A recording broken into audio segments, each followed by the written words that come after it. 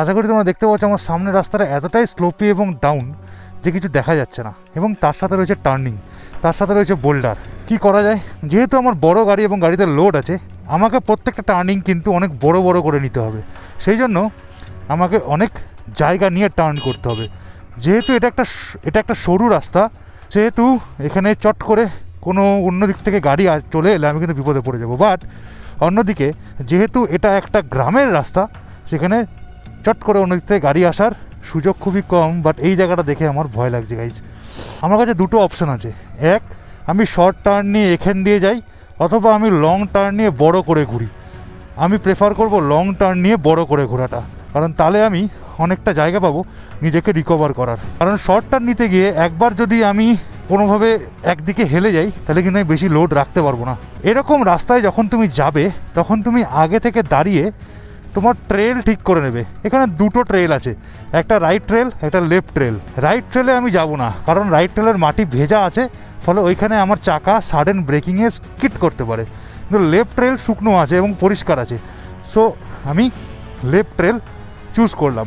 এই রকম রাস্তায় নিচে নামার ক্ষেত্রে তোমার সম্পূর্ণ ভরসা করতে হবে রিয়ার ব্রেকের উপর। রিয়ার ব্রেক পাম্প করে করে তোমাকে নিচে নামতে হবে।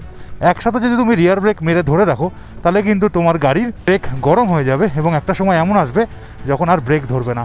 আচ্ছা, একটা খুব ইম্পর্টেন্ট জিনিস, যে ট্রেলটা তুমি ঠিক করবে সেই ট্রেলটা মিড ওয়েতে কখনো চেঞ্জ করবে না, তাহলে কিন্তু তোমার মোমেন্টাম পুরো নষ্ট হয়ে যাবে। এক্ষেত্রে রাস্তাটা নিচে গিয়ে বাঁদিকে ঘুরেছে, সো আমি রাইট ট্রেলটা নেব। এক্ষেত্রে আমি রাইট ট্রেল নিতে বাধ্য। আমার ভাগ্য ভালো যে রাইট ট্রেলে আমি একটুখানি প্যাচ ভালো পেয়ে গেলাম, এই যে প্যাচটা। এই ধরনের ভিডিওগুলো তোমাদের হেল্পের জন্য আমি বানাই, যাতে এইরকম অফরোডে এসে তোমরা যদি পড়ো, তাহলে তোমরা অনেকটা সহজে এই ধরনের রাস্তাগুলো পার করে ফেলতে পারো।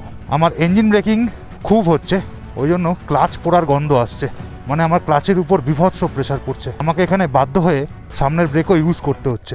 আর একটা কথা, এই সমস্ত অফরোডিংয়ের ক্ষেত্রে তোমার যদি সুইচেবল এবিএস থাকে, তাহলে সে কিন্তু অবশ্যই এবিএসটা অফ করে রাখবে, না হলে তোমার ব্রেকিং প্রপার হবে না।